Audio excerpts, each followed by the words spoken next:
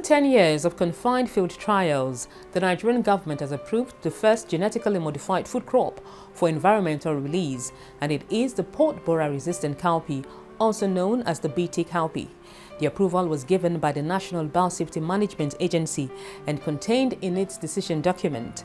The document is now to be forwarded to the country's National Varietal Release Committee alongside an application for approval by the Institute for Agricultural Research of the Ahmadu Bello University, which carried out these trials. It is for consideration and registration of the BT cowpea as a commercial crop in Nigeria. Glad you could join me on Agribiotech, a program focused on the significance of biotechnology to agricultural development in Nigeria. I am Lara Afolayan. On today's edition of the program, we shall be taking a look at the approval of the BT cowpea variety for environmental release in the country. This will include the process it took to arrive at this point and what the environmental release is all about.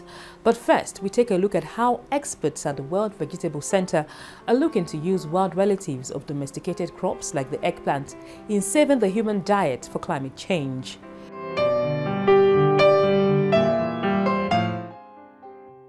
Experts at the World Vegetable Center are working to preserve the human diet amid climate change. They are studying a wide variety of eggplant relatives for their resilience and ability to produce appealing edible fruits, but it is not the typical business-as-usual breeding.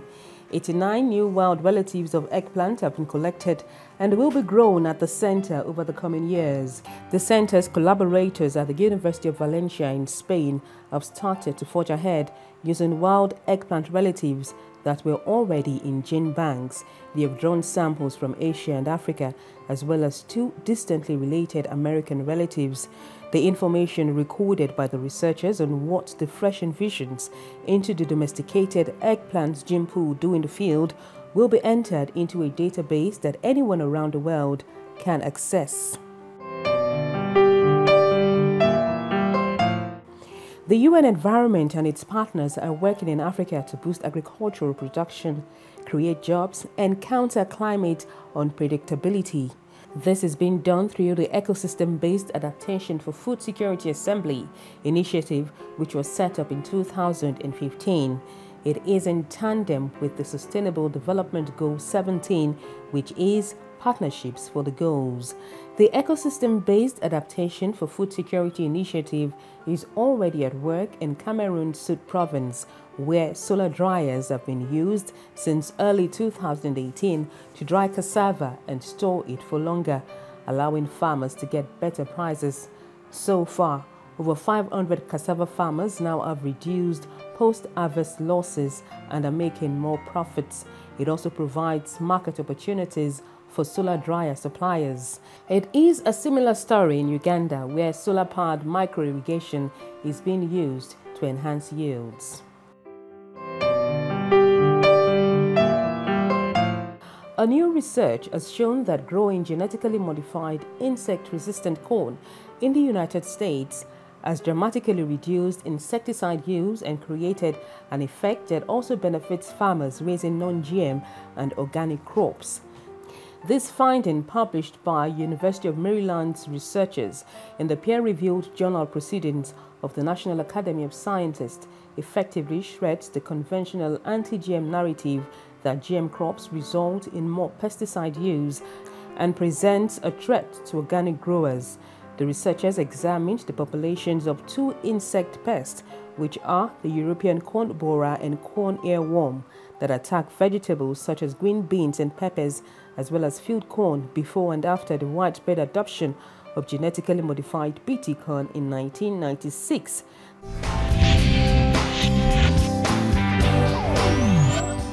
And from the What's New segment, we now take a look at the journey to the approval for the environmental release of the BT cowpea in Nigeria as given by the National Biosafety Management Agency. The development makes this the first genetically modified food crop to cross this hurdle in Nigeria. And of course, in August last year, we saw the approval of two cotton varieties for commercial release by the National Varietal Release Committee.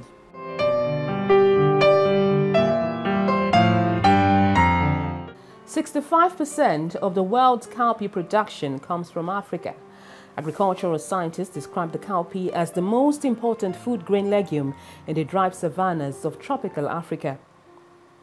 Cowpea is highly rich in quality protein and serves as a good source of quality fodder for livestock and provides cash income for farmers as well. There is, however, one major challenge to cowpea cultivation in African nations like Nigeria. It is the pod borer, scientifically known as the Maruca vitrata. The pod borer is a major lepidopteran pest which inflicts severe damage on cowpea crops. In really bad cowpea infestations, farmers could lose majority of their yields. 70 to 80% of yields could indeed be lost to the Maruca vitrata in a farming season. I've suffered a lot in the hands of Maruca, and up to this moment, most time I have a lot of problems on the local varieties. I sprayed almost 10 times before I can get something reasonable for my customers. Customers used to come to visit me to buy from home.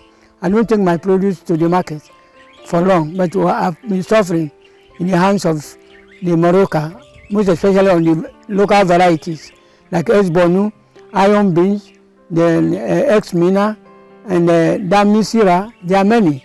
This challenge made the African Agricultural Technology Foundation, AATF, to introduce a pod borer resistant cowpea project that will boost cowpea production in Nigeria and other countries in sub-Saharan Africa. Several confined field trials have been held in sites across the country. First of all, we started conducting the experiment in Zaria for 3 years inside a net. We plant and then put a net to cover it because we are going to introduce Maruca on the plant. The net will serve as a check so that the Maruca will not go out and then destroy other people's farm. So we put the experiment inside net and then bombard each plant with Maruca so that we can test the performance of that GM with the non-GM. At that time, we started with 20 larvae per plant. So we did that for 3 years in Zaria, after which we got the result and we decided to expand it to the multi-location, Zamfara, Kano, and Zaria, where we are trying to screen the number of sprays for the GM and non-GM. Confined field trials for testing the efficacy of the Bacillus thuringiensis gene, also called the BT gene, in controlling Maruca has been successfully conducted in Nigeria by the Institute for Agricultural Research at the Ahmadu Bello University in Zaria. On site, the materials were excellent because we realized about 4-fold yield increase, meaning that about 4 times higher in terms of yield compared to the conventional one. So having seen that one from our side, the scientists part, we now give it to farmers to test it. So they tested for almost 2 years, and we are now in the 3rd year of their testing. So this year, we are now trying to compare, to see the kind of level of damage that may be recorded. So each farmer was given 3 entries. The one which is a proposed varieties to be released, which is transgenic, and the other 2, they are conventional. One of the conventional is the most recently released variety. So we use it as yardstick in terms of yield and also other improved traits. At the confined field trial site, the BT cowpea was planted alongside the conventional cowpea. The trial showed the BT cowpea successfully resisted the Maruca, with the insect unable to attack the bean pods. But the conventional varieties planted just beside the BT cowpea were badly attacked by the pest. Is the simple working for them, but only 2 sprays is enough for them. Because the local one, I do the 2 to 4, 5 sprays. So this one is the simple variety for the farmers, because it's the simple working for them. Gaskiya akwai bambanci tsakanin wannan waken da namu na gida, saboda shi wannan koda a cikin lokaci aka shuka shi ƙwararre yana yana saurin yi ba kamar nama na gida ba. Shi wannan BT cowpea abinda zan ce a kansa yana da matukar kyau saboda yana da 'ya'ya sosai kuma maruka ba ta lalata shi kamar yadda take lalata mana wannan. The confined field trials for the maruca-resistant cowpea have been held in Nigeria since 2009. Approval for its environmental release has now been given by the National Biosafety Management Agency. So today we are proud that the BT cowpea project, which started almost 10 years ago, is a success story. Nigeria has registered her name among the global scientific community as a country capable of using science, technology, and innovation to solve challenges.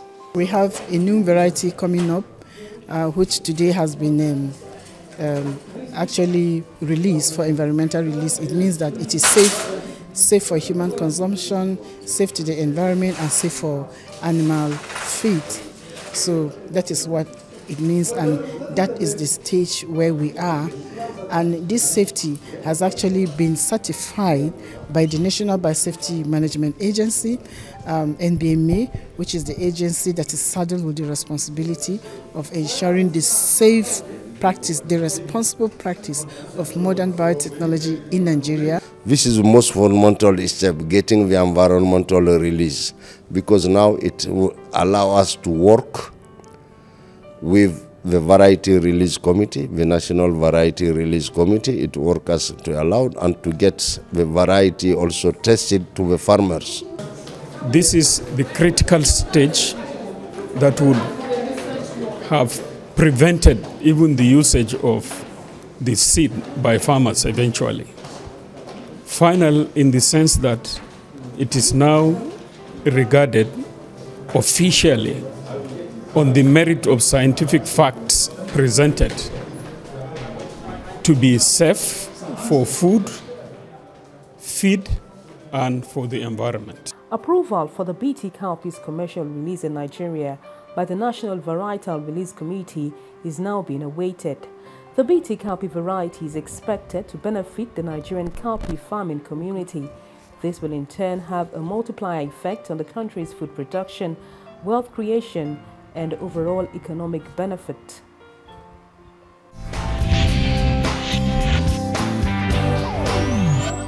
And at this point, we take a quick break, and Agribiotech will continue afterwards. Do stay. Did you know that genetically modified organisms, GMOs, are safe and do not pose any risk, hazard or danger to human, animal and the environment? Neither do they cause cancer, infertility, sterility, tumor or any adversity. There is safe use of GMO drugs like insulin, vaccine, rapid diagnostic test kits for malaria, HIV, hepatitis and so on. The safety of GMOs is certified by the World Health Organization, WHO, Food and Agricultural Organization, FAO, European Food Safety Authority, EFSA, the National Academies of Science globally, the Royal Society, UK, and over 110 prize Nobel laureates. GMOs are safe, effective, and certified by NBMA in Nigeria.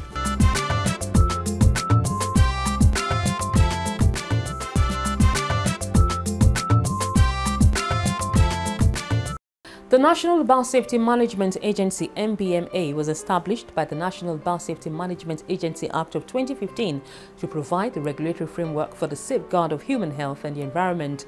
The Biosafety Agency has just given its nod for the environmental release of the BT cowpea in Nigeria.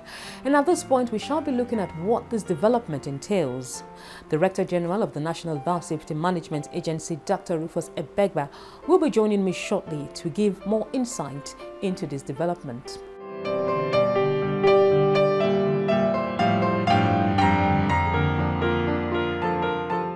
A crop's approval for environmental release, what exactly does this mean? When we talk about an environmental release of a genetically modified crop or organism, it means you have done all that is necessary to confirm it for safety, for either for commercial. When we talk about general release, really is environmental release. We are talking about it cannot be used either for processing, for planting, or for any other commercial purpose, which means it has been confirmed safe to the environment and human health. Okay, I'm aware there is a commercial release and an environmental release. What is the difference between these two types of releases? In fact, it's the same. It's just semantics. It applies to the same. It means the same. When you talk about environmental release, it cannot be used in the environment safely without being afraid of whether it's going to harm the environment or harm humans or animals. Does that mean that it can now be planted? Yes, it means it cannot be planted. Okay, if it can now be planted, then why does this still have to go through the Varietal Release Committee? The Varietal Release Committee, I think they are basically for any new variety that is to be developed, that is being developed in the country before it can be made available to farmers. There's need for the Varietal Release Committee to confirm the agronomic nature, or whether the thing is give the right yield, whether it is going to give the right desired value to farmers. What kind of screening did you do to arrive at this point, I mean granting approval for the environmental release of the BT cowpea? The confined field trial is basically an experimental field to confirm the efficacy of the modification, to find out whether the modification is successful, and to also expose the plant to the natural environment to find out whether it will still retain the modification that has been carried out on the plant, on the organism or the crop itself. So, and during the process of doing the confined field trial, there are other data that is being collected by the scientists that is actually doing the experiments, and these include safety data, how it impacts on the environment, how it impacts on the biodiversity generally, and also during the process they also collect data on the safety of the crop, whether it is substantially equivalent to the normal crop, its own counterpart that has not been genetically modified. In 2009, before the creation of the National Biosecurity Management Agency, under the Ministry of Environment, I was also a staff of the ministry then. The Institute of Agricultural Research filed in an application for confined field trial for the genetically modified cowpea, which is popularly known as beans. And under that process, we granted the permit to Institute of Agricultural Research for them to carry out a confined field trial to confirm the efficacy and also to collect the necessary agronomic data and also the safety data.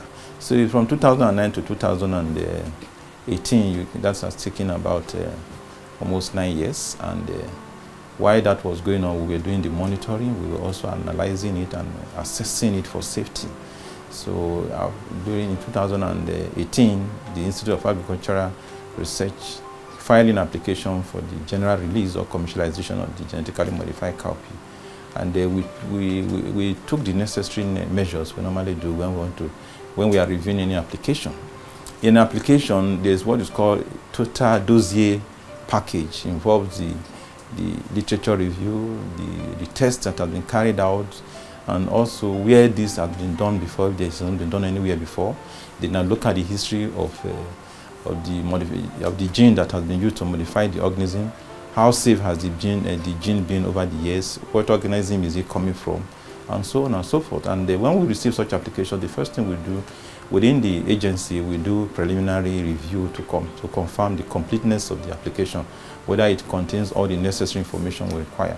Once that is confirmed, we do a public notice in 3 national dailies for the members of the public to take a look at the application, the dossier, the risk assessment and risk management that has been carried out, whether anybody has anything that he or she consider that may not be safe to the environment and humans on the application. When we are talking about the safety to environment, we are looking at, with these beans that is being considered, will it become invasive? Will it become dominant in the environment? Will it become a super weed? Will it become an organism that has suddenly become, that made other organisms around it not to survive? Then we now look at that, we are looking at it from the area of environmental impact assessment. Then we also look at it from the human safety. Is the organism containing any toxins as a result of the modification? Can it become poison? Can it become allergic? Can it cause allergy to any human that consumes it? These are some of the data that is attached. The BT cowpea is the first consumable genetically modified crop given approval for environmental release in Nigeria. How thorough was the screening process that led to this point, considering the sensitivity of this particular crop? You know, a research that was undertaken within almost 10 years, and the analysis were also being carried out along the process. What we have done, I would definitely say, we have done due diligence and we are thorough and we are sure that these products will be safe for Nigerians. And I think it's in the best interest of Nigerians for us to have granted this permit. And that does not mean that every permit will be granted, but we can say honestly that what we have done is the best interest of Nigerians. We have to take a quick break at this point and the program will continue shortly. And my guest has been Dr. Rufus Ebegbah, the Director General of Nigeria's National Biosafety Management Agency. We'll take a quick break and I'll be back shortly.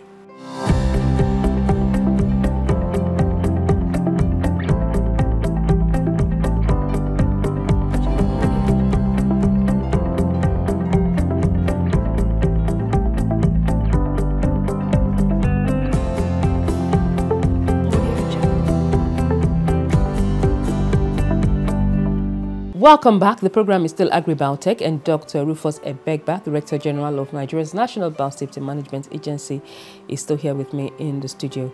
Thanks for staying with us. Thank you. The approval you gave for the environmental release of the BT cowpea was contained in a decision document. I'd like you to please give us some highlights as to what recommendations were contained in that document. The review of all biosafety applications are based on as related by the National Biosafety Management Agency Act and also the National Biosafety Regulations 2017. And the due process was followed. For instance, filing of the application, a public notice, the National Biosafety Committee, the review of it, the submission of risk assessment analysis, the review of the risk assessment report as well, and taking a look at it from the history of safety of the gene of insect, and also the analysis of the stability of the modification, and exposing it to different ecological zones within, particularly in the areas where beans is being grown, and it confirmed the same. I think Nigerians need not to worry. Should anybody have any further worries about this product, the agency will be available to address such issues, and we will continue to also monitor for any change. Once there are changes, we know what to do.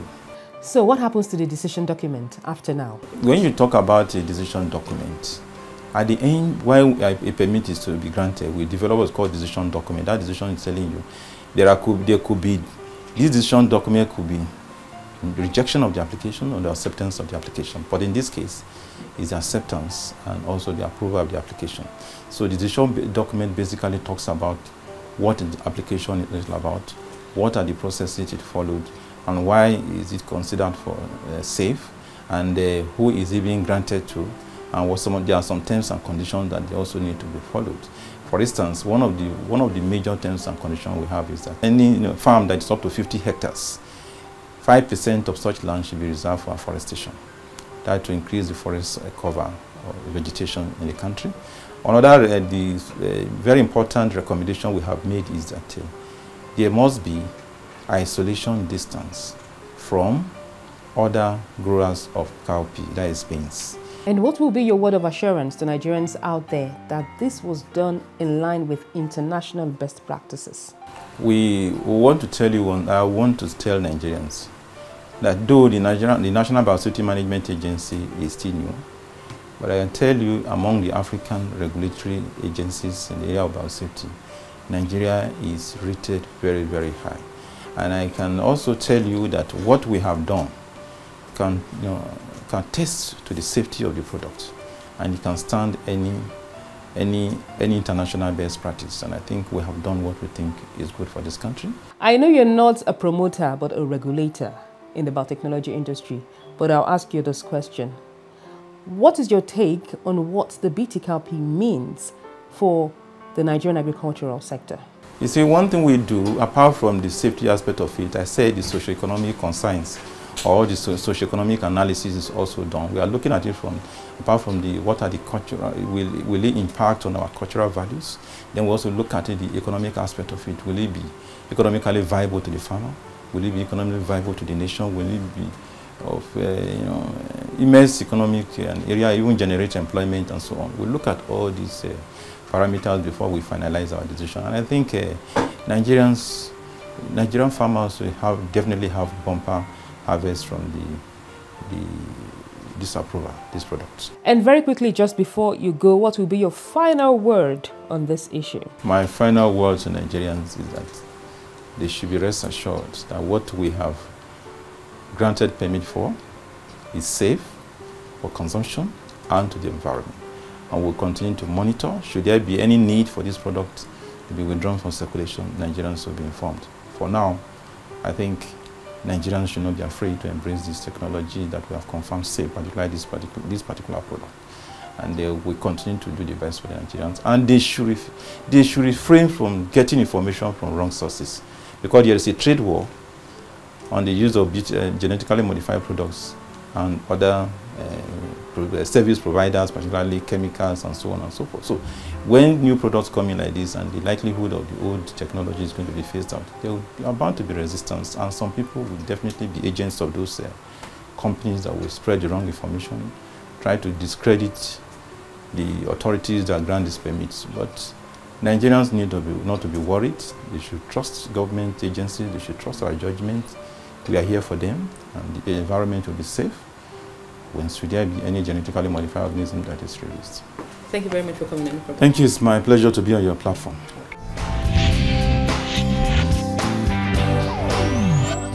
You have heard it all from the horse's mouth, which is the National Biosafety Management Agency, on processes involved in the approval for the environmental release of the BT cowpea. Are there questions you would like to ask about this variety and this development, or do you have observations or comments? Do send your emails to agribiotech1@yahoo.com, send us tweets at agribiotech13, or post your views on the Facebook page Agribiotech on TVC. I am Lara Folayo. Goodbye.